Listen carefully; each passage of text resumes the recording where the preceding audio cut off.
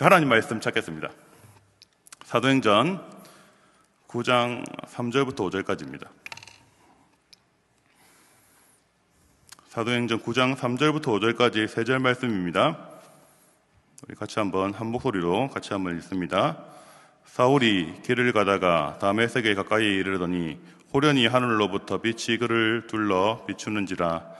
땅에 엎드러져 들음에 소리가 있어요 이르되 사울아 사울아 내가 어찌하여 나를 박해하느냐 하시거늘 대답하되 주여 누구시니이까 이르시되 나는 내가 박해하는 예수라. 아멘.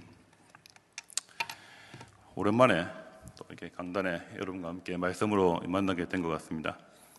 오늘 평소보다 반토막이 나면 어떡할지 좀 걱정을 했었는데 생각보다 많이 안 빠지신 것 같아요. 한 몇 분만 빠진 것 같고 평소만큼 온 것 같아서 여러분 좀 감사하고 좀 다행이라는 생각이 듭니다. 오늘 저는 하늘의 광채를 본 사람들이라는 제목으로 말씀을 좀 나누고 싶습니다. 제가 지난번에 말씀을 드렸듯이 제가 연말까지 제가 설교하는 제가 설교하는 차례는 제가 바울에 대한 이야기를 좀 6번에 걸쳐서 좀 대여섯 번 걸쳐서 좀 말씀을 좀 나누고 싶은데요. 오늘 두 번째 한번 이야기를 한번 해보겠습니다. 오늘은 바울의 회심에 대한 이야기를 좀 하고 싶은데요. 자, 회심. 아주 중요한 얘기입니다. 자, 여러분 회심하셨죠, 그죠? 회심 안 한 사람 있습니까? 회심 안 한 지체들은 이곳에 있을 이유가 없죠, 그죠?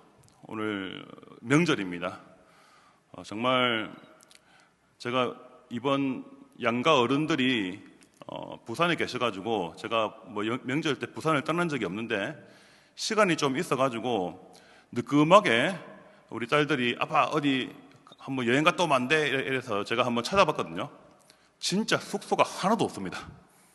정말 다 놀러 가는 것 같아요, 분위기가. 예. 그럼에도 불구하고 이 자리에 나와서 예배하는 여러분 한 분 한 분들은 정말 회심한 자들이고 정말 저는 구원받는 자가 확실하다고 생각합니다. 자, 여러분이 이미 경험한 회심, 그 회심은 바울형입니까? 아니면 디모데형입니까? 자, 무슨 얘기인지 이해가 되십니까? 우리의 회심의 어떤 스타일이 있습니다. 말이 좀 웃기긴 한데요. 보통은 확실한 회심의 어떤 비포 애프터, 이전에는 이렇게 살았는데 예수님을 만나고 난 뒤에 나의 삶은 이렇게 바뀌었습니다. 확실한 비포 애프터가 있는 형을 가리켜 바울형이라고 얘기합니다. 이게 바울 같은 어떤 회심의 스타일이죠.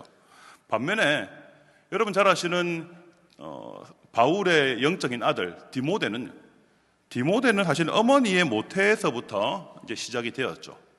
믿음의 명문가에서 자라나고 어릴 때부터 자연스럽게 믿음을 배워서 디모데도 자기가 언제 이렇게 구원받았는지 모릅니다. 칼빈 선생님도 얘기했죠. 칼빈 선생님도 나는 언제 구원받았는지 모릅니다. 내가 구원받은 날짜는 나를 알지 못합니다. 이러한 회심의 어떤 스타일을 가리켜 디모데형 회심이라고 부릅니다. 그런데 여러분 각자가 다 회심의 스타일이 양상이 다 달라요. 다 케바케입니다. 케이스 바이 케이스예요. 다 사람들마다 다 다릅니다.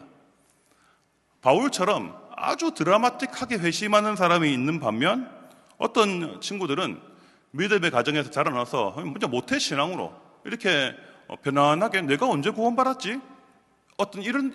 이렇게 여러분의 어떤 그 믿음이 자연스럽게 자라온 친구들도 있을 겁니다. 그런데 우리의 회심의 어떤 스타일이 바울형이든 디모데형이든 상관없이 우리가 경험한 회심의 본질이 있습니다. 그 본질이 무엇이냐면 바로 진리의 빛 대신 예수님을 만난 결과입니다. 제가 오늘 우리 자매한테 월십 리더니까 제가 미리 본문을 드리고 콘티를 부탁드렸는데 참 감사하게 오늘 하나님의 빛, 진리의 빛에 대한 좀 찬양을 많이 선곡해 주셔서 참 고맙더라고요. 우리가 경험한 회심, 이 구원은 내가 디모데 형이든 바울 형이든 상관없이 진리의 빛 대신 예수님을 만난 결과, 열매라는 것이죠. 우리 모두는 하나님의 때에 하나님의 방법으로 주님께서 여러분을 만나주시고 여러분을 세례받게 하시고 이렇게 초랑교회로 불러주신 거예요. 그래서 여러분이 명절 연휴 때에도 딱 놀러 안 가고 이곳에 다 앉아 있는 거 아닙니까? 자, 오늘 사도행전 9장 말씀 우리가 잘 읽었는데요. 전체를 좀 읽어야 되는데 시간 관계상 좀 몇 구절만 읽었습니다. 바울의 회심 이야기입니다. 우리가 회심할 때 영적인 세계에서 어떤 일이 일어나는가? 이러한 얘기를 함께 여러분과 함께 좀 나누고 싶습니다. 자, 오늘 바울 이야기 좀 하겠는데요. 여러분, 바울은 전에 말씀드린 것처럼 라틴어식, 헬라식의 이름이 바울입니다. 파울로스입니다. 그런데 이 바울의 과거형 히브리식 이름이 바로 사울이죠. 제가 오늘 사울 계속 얘기를 할 거예요. 자, 이 사울은 예수님 만나기 이전에 어떤 사람이었습니까? 굉장한 가말리엘 문화에서 이렇게 훈련받은 탁월한 성경학자였고 랍비였습니다. 그런데 이 사울은 또 어떤 사람이냐면 참 열심히 특심이었던 사람, 참 열정이 많은 사람이었어요.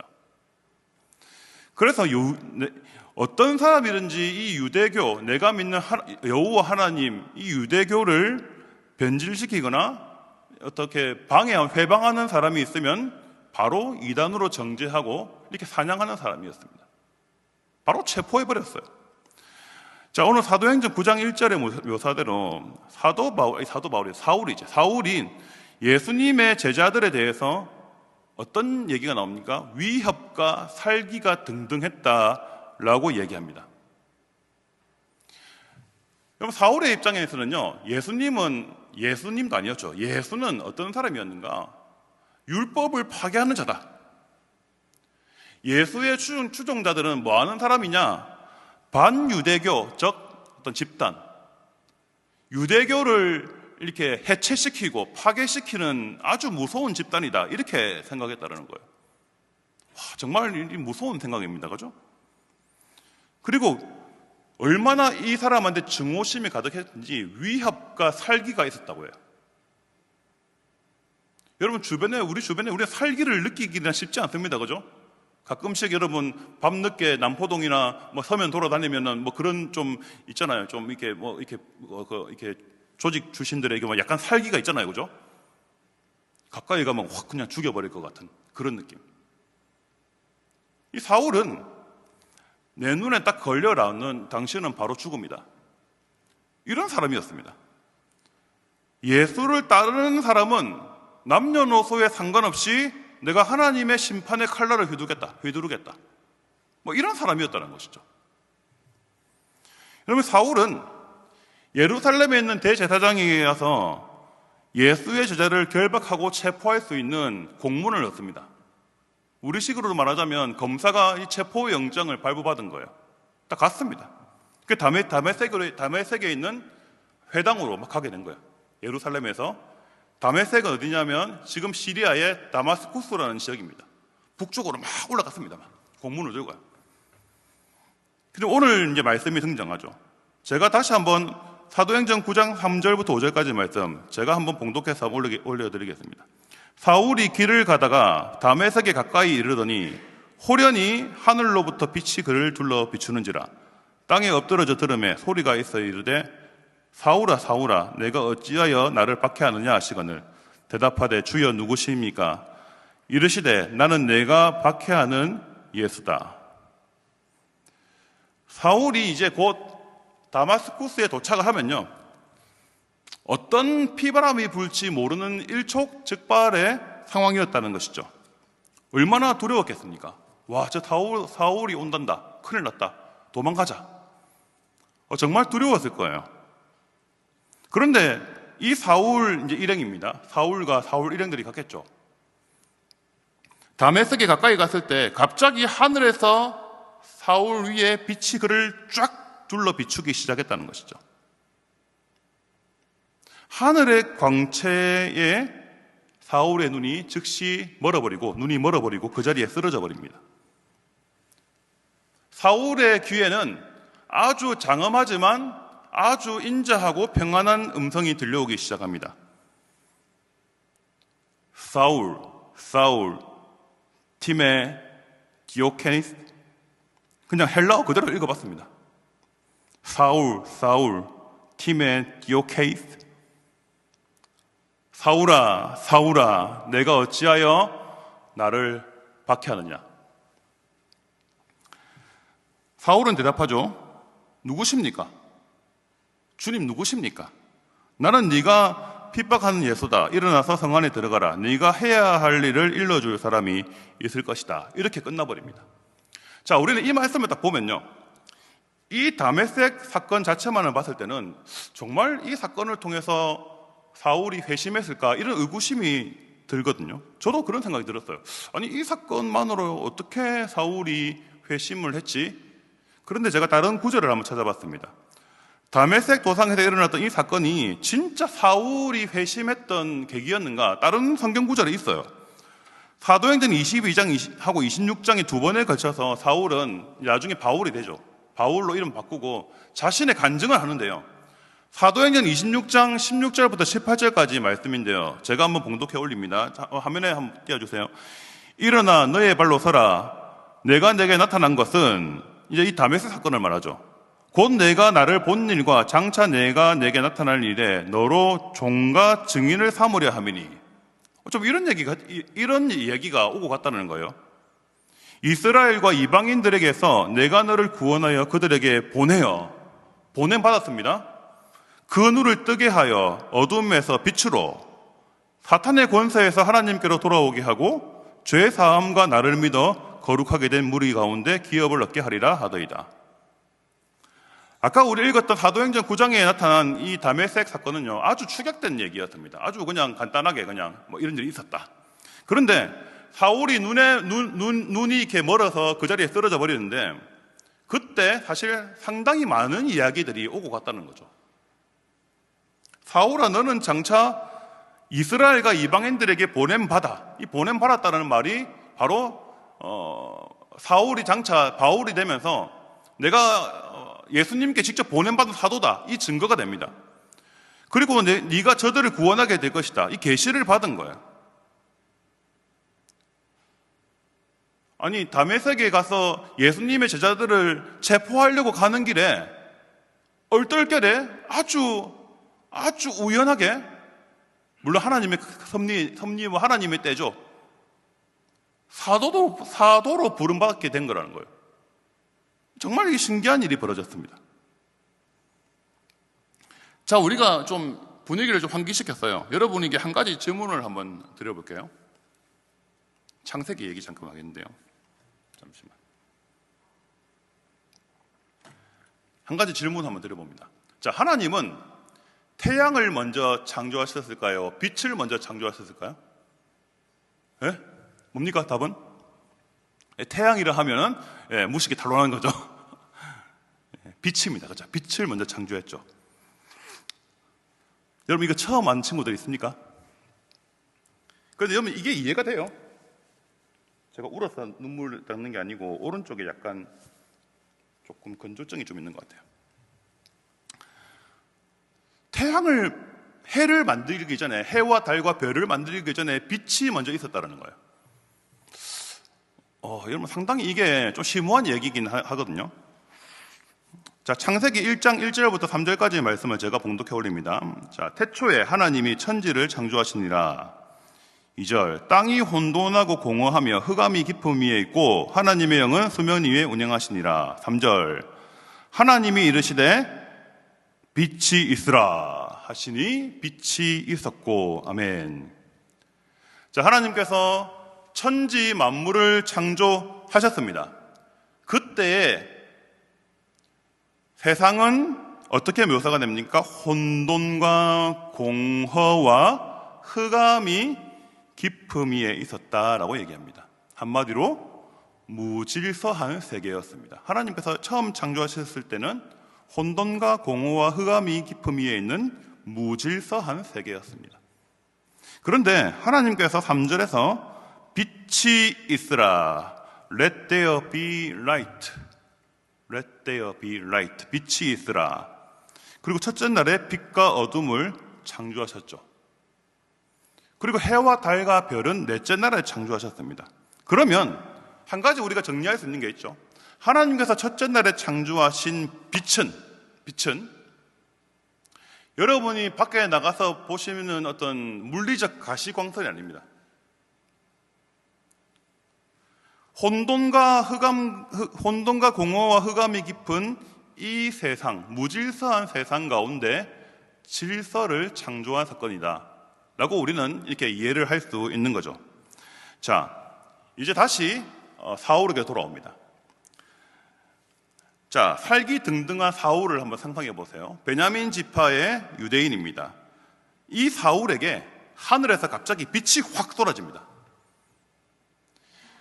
그 다메섹 도상의 그 죄인, 하나님 보시기에 죄인이었죠. 이 사울에게 빛이 확 쏟아졌는데 그 시간이 어느 정도 되어 있는지는 성경은 침묵하죠. 어느 정도 시간이 흘렀는지는 몰라요. 10분이었는지 20분이었는지 몇 시간이었는지 몰라요.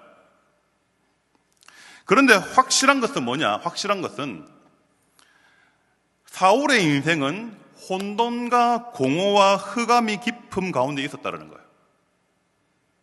이해가 되시죠?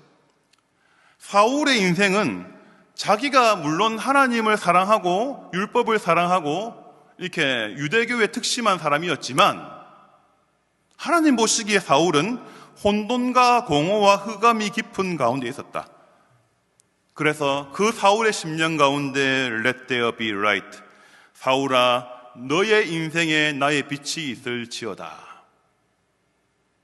여러분, 오늘 이 사건이 이해가 되십니까? 그 전에는 사울은 어떤 인생이었어요? 자기 마음대로, 지 멋대로 살았습니다. 지 마음의 원대로 살았어요. 자기 마음대로. 무질서한 인생이었어요. 그런데 그에게 하늘의 광채가 임했을 때 그 이후의 삶은 어떻게 되었어요? 진리의 빛 대신 예수님을 따라가는 인생으로 변화되었다는 거죠. 참 신비한 이야기입니다. 그죠? 하나님의 영광의 광채가 죄인된 사울에게 쏟아졌습니다. 사울은 자신이 하나님을 사랑하고 하나님을 경외한다고 생각했지만 실상 하나님을 대적하고 있었던 거예요. 하나님의 아들을 대적하고 있었던 겁니다. 정말 어리석은 인생이었죠. 미련한 인생이었어요. 요즘에 이런 새벽기도 잠언 말씀을 계속 묵상하거든요. 얼마나 잠언 말씀이 정말 풍성한지 모르겠습니다. 한번 월삭기도에 나와도 여러분 새벽기도 나오셔도 돼요. 얼마나 이 세대의 사람들이 미련하고 어리석은지. 사울은 세상에서 가장 멍청한 인간이었어요. 여러분 가정을 해보세요. 만일 사울이 일평생 나는 하나님을 사랑합니다. 내가 율법을 사랑하고 율법을 지켰습니다. 죽었어요. 하나님 앞에 심판대에 섰습니다. 난 이 모르는데. 여러분 이렇게 됐을 거 아니에요. 자신은 하나님을 사랑한다고 해서 예수의 추종자 제자들을 막 박해하고 막 죽였잖아요.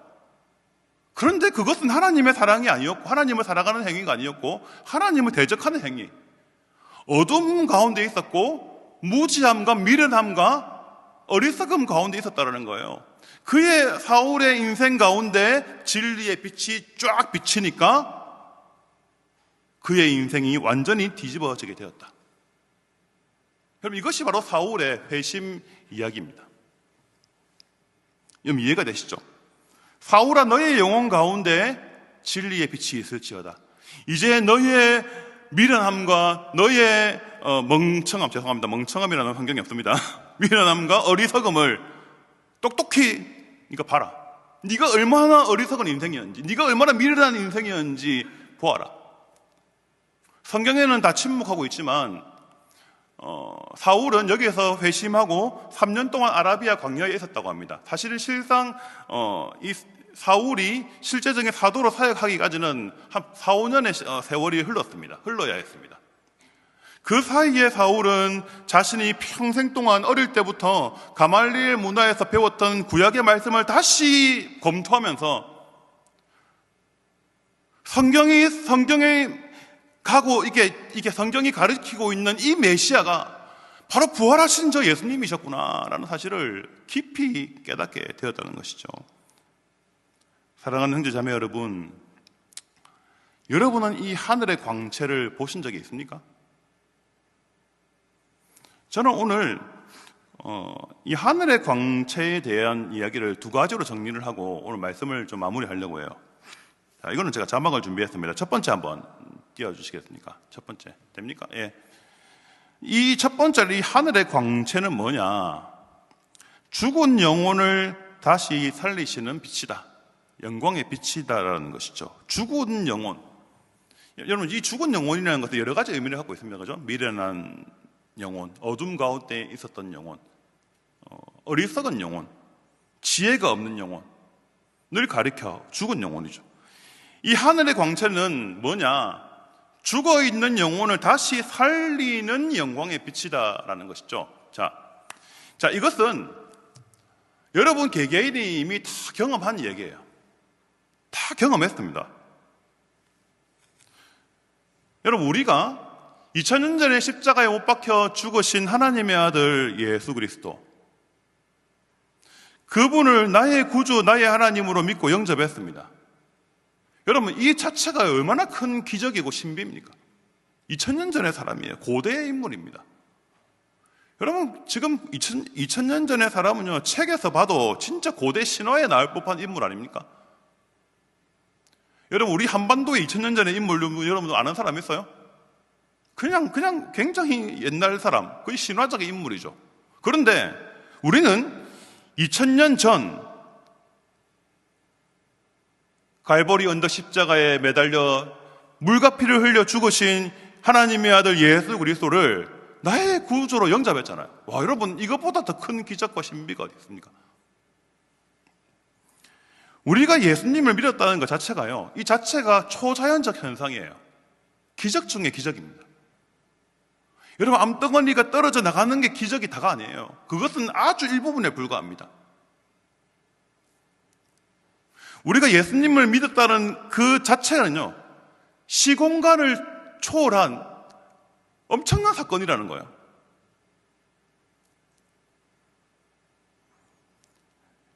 여러분, 이 한반도예요. 코리안 페닌슐라, 이 한반도에 복음이 들어온 지 여러분 200년 채 되지 않습니다.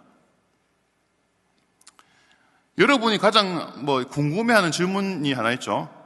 여러분, 한국 역사 가운데 우리 애들 이렇게 중간고사 때 국사랑 이 얘기하다가 저도 모르게 다시 좀 한국사에 재미를 좀 붙이고 있어요. 한국사 가운데 가장 존경받는 인물이 누구입니까? 세종대왕이죠. 여러분, 이런 생각 많이 해봤죠? 이런 질문 많이 하잖아요. 목사님, 세종대왕 지옥 갔을까 천국 갔을까요? 이런 질문 해본 적 없어요? 옛날에 이런 고민 많이 했습니다. 여러분이 정말 존경하는 역사의 인물이 있지 않습니까? 그 사람은 지옥 갔을까 천국 갔을까요? 구원받았을까요? 여러분, 이 질문에 우리는 어떻게 대답해야 됩니까? 참 어려운 얘기죠, 그죠?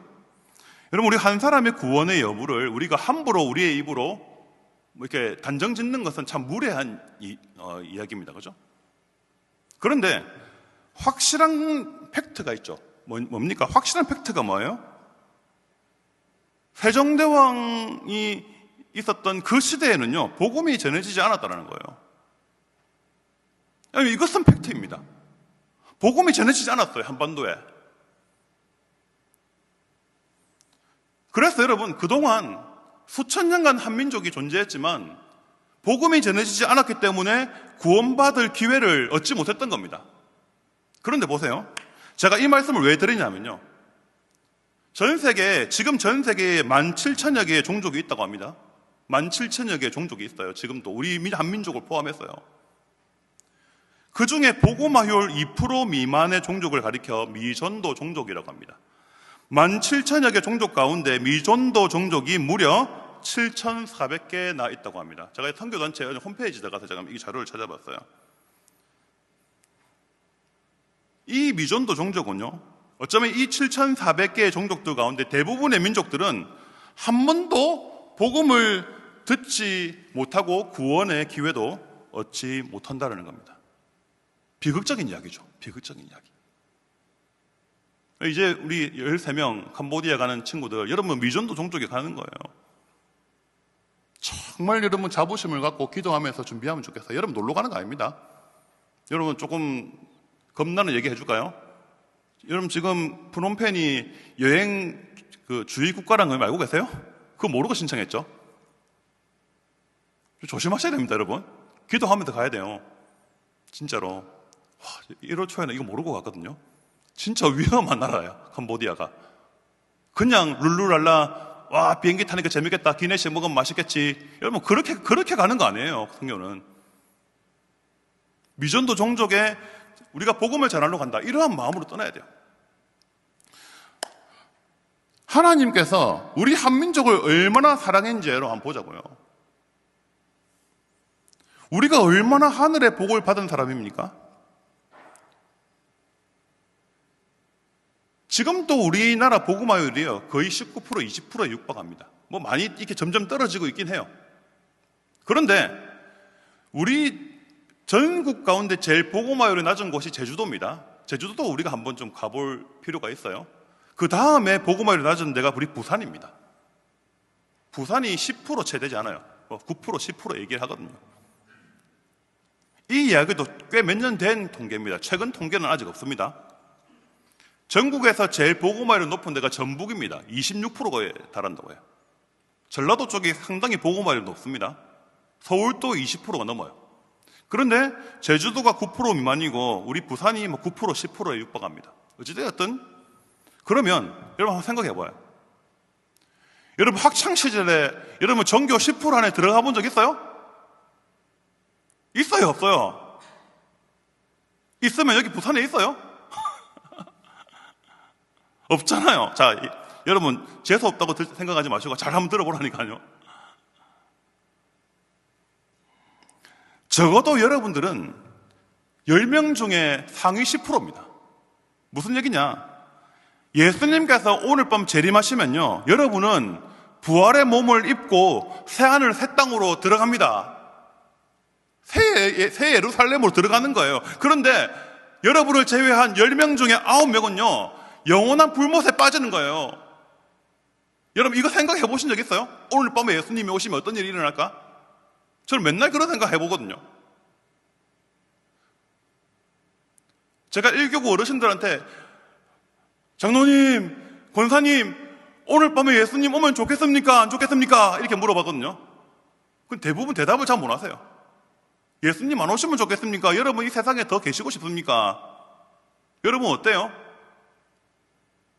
예수님 오늘 이 밤에 오십니다. 만일 오시면 여러분 구원 받겠어요?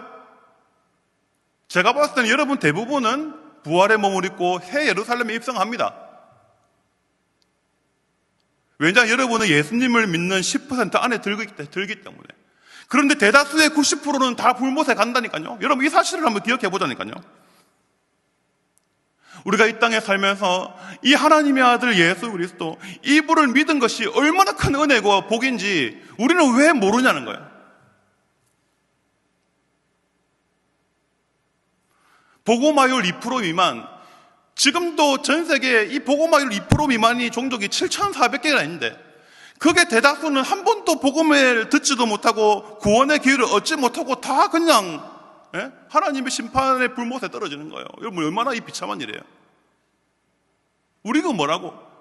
한반도의 한국인이 뭐라고? 우리나라에 이게 180년 전에 왔더라고. 140년 전, 아닌데 180년 전에 우리나라에 처음 복음이 들어왔어요. 우리나라가 뭐라고 하나님이 우리나라에게 복음을 전해주셨습니까? 우리는 다다음 주에 상만찬에 참여하거든요. 다음 주 우리 세례식이 있고 그 다음 주 상만찬, 사부 예배 우리 목사님 오셔서 상만찬 하시잖아요. 상만찬에 오셔서 우리는 예수님의 십자가를 기념하고 감격하고 웁니다. 여러분 이것이 얼마나 큰 은혜입니까? 지금 우리는 힘들고 어려운 인생의 여정을 걸어가죠. 우리 보아스 형제자매들 특별히 명절 때 되면은 20대 후반 30대 초반 이렇게 분들이 참 많이 힘들 수 있어요. 뭐 맨날 물어보는 질문 있잖아요. 예를 들지는 않겠습니다. 우리 인생이 참 고단하고 힘듭니다. 얼마나 인생이 괴로워요. 그런데 이 고단하고 힘겨운 인생의 끝에는 예수님이 나를 기다리고 있습니다. 예수님께서 나에게 성모야 수고했다, 영광의 멸류관을 씌워주시고 내가 너에게 예비한 이 나라를 상속받아라. 여러분 얼마나 이 기대가 돼요. 와, 천국 가면 어떤 일이 벌어질까? 좀 상상만 해도 막 가슴이 막 벅차오릅니다. 빨리 천국 가고 싶어요. 빨리. 여러분 우리가 이것만으로도 이 세상을 산 보람이 있지 않습니까? 우리가 살아서 예수님을 믿고 예수님은 나의 구주로 영접하고 하나님 나라에 대한 소망을 품는 것 이 자체만으로도 우리가 이 힘들고 어려운 세상 한번 산 보람이 있지 않아요? 그래도 이놈의 헬 조선이고 더러운 세상입니까? 형제자매 여러분 눈을 뜨십시오. 여러분의 영혼 가운데 이미 하늘의 광채가 비추었어요. 여러분은 이 구원의 은혜를 이미 받은 사람이라는 사실을 꼭 기억해 주시기를 바라요. 두 번째는요, 이 얘기만 마칩니다. 이 하늘의 광채는 죽은 교회를 다시 살리시는 영광의 빛입니다. 이제 공동체 얘기를 잠깐 드리고 말씀을 마무리를 할게요. 방금 제가 말씀드린 내용은 하늘의 광채가 여러분 개개인에게 부어진 그런 이야기입니다. 여러분 개개인이 예수님을 만나고 영접하는 이 사건은요, 사실은 보편적으로 많이 일어나죠. 누구든지 복음을 듣고 예수님을 영접하면은 여러분의 영혼에 하늘의 광채가 비치게 되고 즉시 여러분들은 하나님의 자녀가 됩니다. 그런데 이제는 우리가 좀 고도를 높여서 이 하늘의 광채에 대한 이야기를 교회와 이 민족의 관점에서 한번 살펴봅시다. 조금 어려운 얘기일 수 있는데 여러분 아마 하실 수 있을 거예요. 제가 가급적이면 신학자를 인용을 안 하려고 하는데 참 한번 곱씹어 볼 만한 얘기가 있어서 한번 얘기를 한번 드려볼게요. 볼프하르트 판넨베르그라는 독일의 루터 교회 신학자가 있는데요, 이런 말을 한 적이 있습니다. 한번 좀 띄워봐 주실래요? 자, 한번 들어보세요. 하나님의 자기 계시는 성경의 사건들 안에서 시작되었지만 그것은 인류 전체의 역사 속에서 완성된다라는 이런 얘기를 해준 적이 있습니다. 여러분 이 얘기를 한번 잘 생각해 보세요. 여러분 청년들은 이런 문장을 가슴에 새겨야 됩니다. 청년들은요. 제가 1교구 어른들한테 이 얘기를 하면 무슨 소리냐 물만 멀뚱멀뚱하는데 청년들은 이런 얘기를 한번 생각해 봐야 돼요. 하나님의 자기 계시는, 자 이해되시죠? 하나님의 자신을 드러내시는 이 계시는 성경의 사건들, 이 성경의 사건들 안에서 시작이 되었지만 그 시작된 하나님의 계시가 인류 역사의 전체 역사 가운데 이루어지고 있다라는 거예요. 자, 이 말이 무슨 얘기인지 여러분 참 뭔가 좀 안 와닿을 수가 있어요. 한번 조금 더 쉽게 얘기해 볼게요. 자, 성경에 나타나 있는 수많은 기적과 수많은 사건들은요, 사실은 그 성경 시대에만 한정된 이야기가 아니라 영원성을 가집니다. 무슨 얘기냐? 여러분 영원성, 제가 이 얘기를 여러 번 한번 들은 적이 있어요. 영원성이라는 얘기는 시간과 공간을 초월하는 오늘의 사건을 영원성이라 얘기하죠. 시간과 공간을 초월한 이야기입니다. 영원성이라는 얘기가. 그래서 하나님의 계시, 자 성경에 있는 하나님의 계시와 하나님의 역사는 과거의 역사의 한 페이지가 아니라 오늘, today, 오늘 여러분의 삶과 여러분의 가정, 여러분의 삶의 자리에 의미와 목적을 가진다라는 거예요. 이해가 되시죠? 조금 이해가 될 겁니다. 조금 더 쉽게 얘기해 볼게요. 오늘 우리가 다메섹 사건, 사울이 경험한 다메섹 사건을 제가 말씀을 드렸는데 이 사울이 경험한 하늘의 광채를 보고 회심한 사건이 사도행전에 한정된 이야기가 아니라 바로 저와 여러분도 경험할 수 있는 이야기라는 거예요. 이제 좀 이해가 되십니까? 성경에 나타나 있는 수많은 이야기들이 있죠.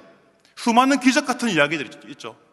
이 이야기들이 과거의 이야기가 아니라 오늘 저와 여러분이 체험할 수 있는 이야기라는 거예요. 신비한 이야기입니다. 그죠? 여러분 2주 뒤에 성찬식 참여할 겁니다. 성찬식을 참여하면 2000년 전에 있었던 그리스도의 십자가가 오늘날 나의 사건처럼 여러분 경험하게 된다니까요. 그래서 성경에 드러난 하나님의 모든 계시와 하나님의 역사는요, 영원성을 가집니다. 과거의 이야기가 아니에요, 이거는. 그래서 성경을 읽다가 성령께서 조명하시면 그 사건이 내 사건이 된다는 거예요.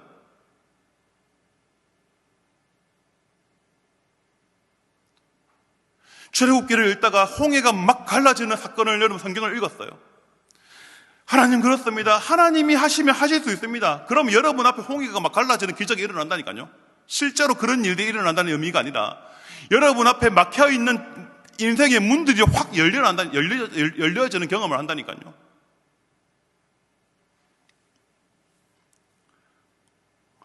하나님의 영광의 광채는요, 여러분 개개인에게 지금 아주 보편적으로 일어나고 있어요.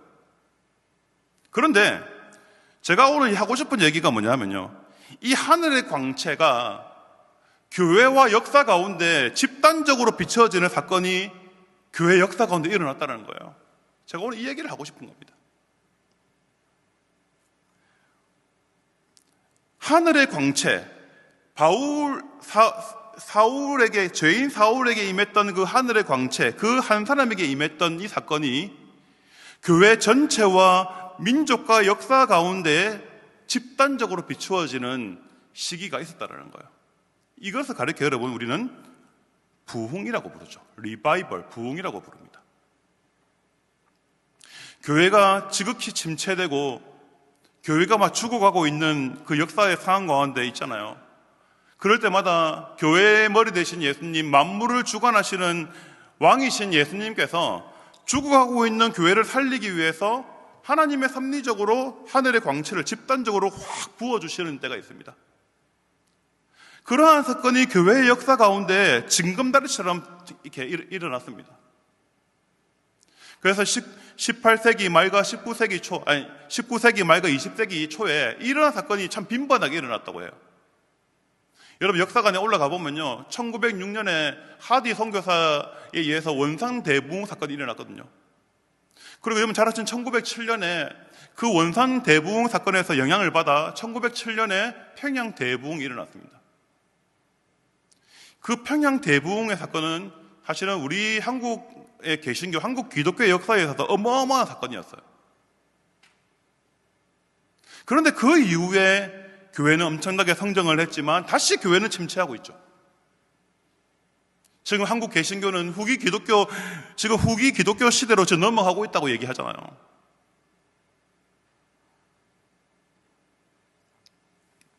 그럴 때마다 하나님께서 교회의 머리 되시고 만물의 주관자가 되시는 예수님께서 죽어가고 있는 교회를 살리기 위해서 부흥을 주셨습니다. 하늘의 광채를 집단적으로 확 부어주신 거예요.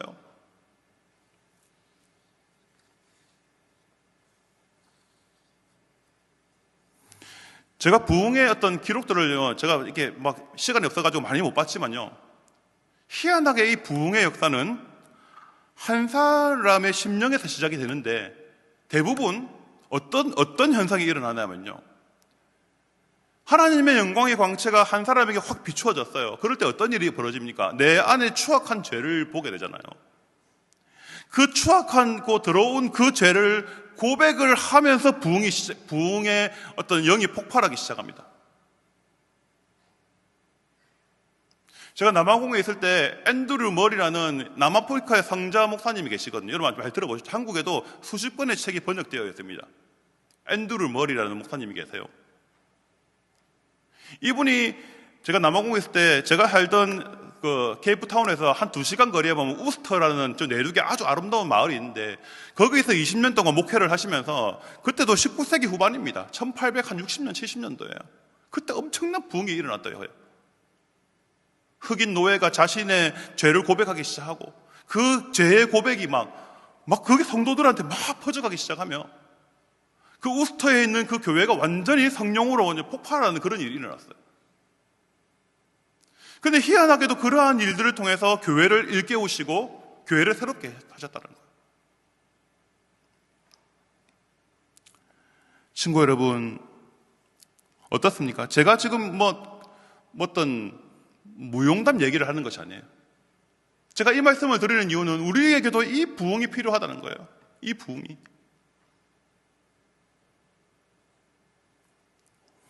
다시 한번 우리 야긴과 보아스 우리 공동체를 새롭게 하는 이 부흥의 역사, 하늘의 광채를 우리 공동체에게 비추어 주셔서, 우리 아까 이내 자매가 기도하되 제가 속으로 아멘 했거든요. 이제 더 성장과 성숙으로 나아가는 우리 공동체가 되게 해달라는, 이 하늘의 광채가 우리 공동체 가운데 정말 비추어지면 좋겠다라는 이러한 사모함이 제가 말씀을 준비하면서 생겼어요. 친구 여러분, 이제 우리가 어떻게 살아야 됩니까? 대답은 간단하죠. 날마다 우리는 진리의 빛 안으로 들어가야 됩니다. 진리의 빛 안으로 들어가십시오. 우리가 햇빛을 쬐려면요, 화창한 날에 밖에 나가 산책하면 좋아요. 맨날 집에서 게임하지 마시고 하루에 1시간, 2시간은 나가서 햇빛을 쬐면서 산책을 하십시오. 우리 건강에 좋아요. 그런데 우리가 하늘의 광채를 어떻게 우리는 경험합니까? 하늘의 광채는 간단하죠. 우리 영혼이 진리의 빛 안에 머물면 됩니다. 그런데요, 이 진리의 빛 안에 머물기 위해서는 어떻게 해야 되느냐? 여러분이 하나님 말씀을 인스턴트식으로 대충대충 그렇게 읽고 묵상하지 말고 그 말씀 앞에 깊이 들어가라는 거예요. 깊이. 그래야지 진리의 빛이 비추어집니다. 그냥 큐티 하듯이 5분, 10분 그냥 숙제하듯이 해치아보고, 죄송합니다. 그렇게 말씀을 읽으면 안 돼요. 진리의 빛이 비추어지지 않습니다. 기도하면서 양을 말하는 것이 아니라 진득하게 집중하며 하나님 이 말씀을 통해 나에게 무엇을 말씀하시기 원하십니까? 말씀 앞에 깊이 머물러라는 거예요. 그럴 때 여러분의 영혼의 진리의 빛이 임합니다.